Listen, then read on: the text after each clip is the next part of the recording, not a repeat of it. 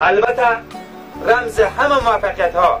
اول در دست پروردگار است. او خداوند است که به اراده از اوست که چی کامیاب شود و کی ناکام شود. منتها سنت الهی همین قسم بوده،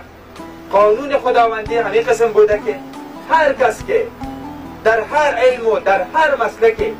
اصول از او را پیروی کرد، اساسات از او را درک کرد، مطابق به علم و فن از همون مسلک رفتار کرده تانست، موفقیت به دست آورده تانست. و هر کس که نتانسته که مطابق به علم و فن همون مسلک کاری بکنه، نتانسته که موفقیت به دست بیاره. اگر انسان درک بکنه که من در چی شرایط است و چه رقم جنگ بکنه، همون رمز پیدا کنه،